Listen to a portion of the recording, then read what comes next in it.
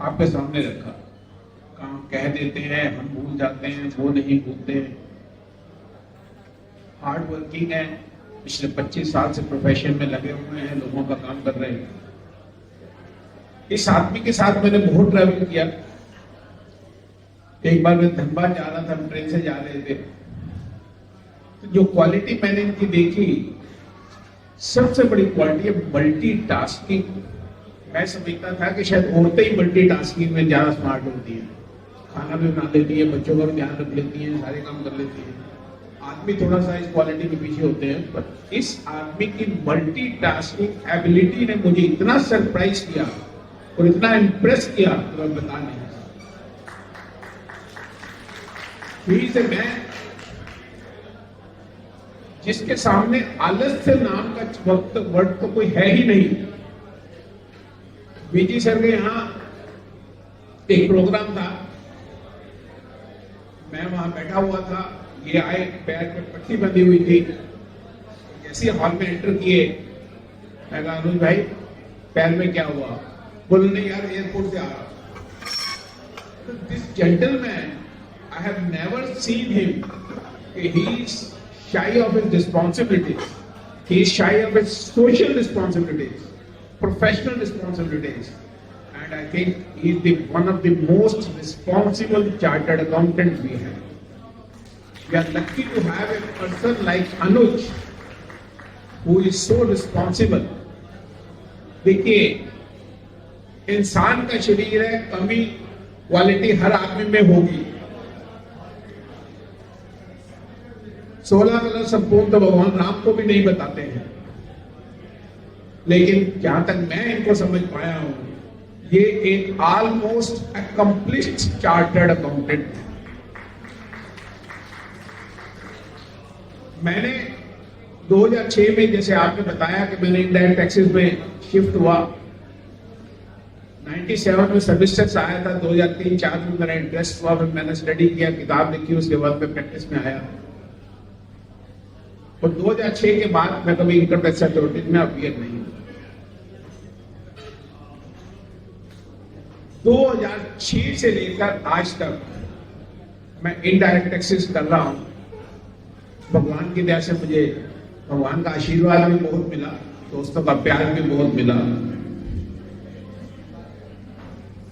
पर मैं public speaking में भी बहुत था। एक ऐसा पीरियड था जब मैं साल में 80 या 100 लेक्चर भी देता था।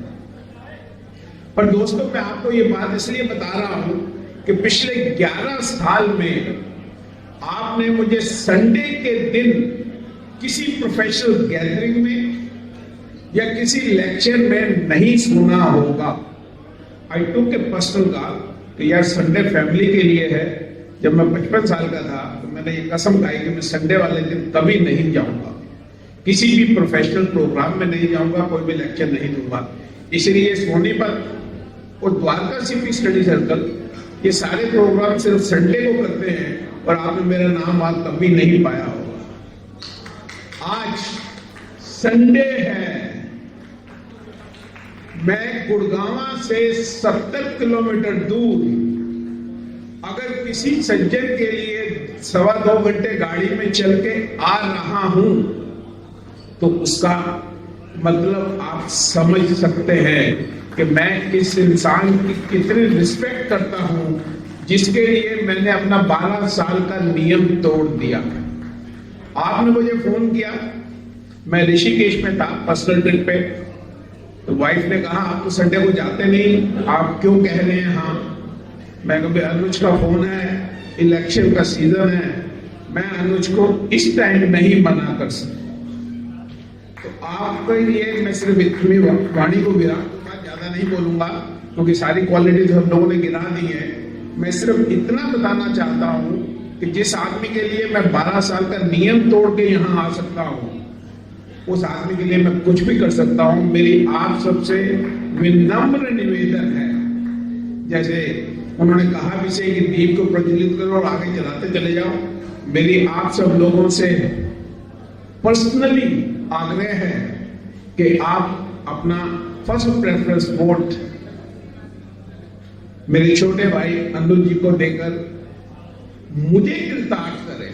उन्हें नहीं, मुझे गिरफ्तार करें। उनका दिया हुआ वोट उनके लिए फेवर नहीं है, ये मेरे लिए फेवर है।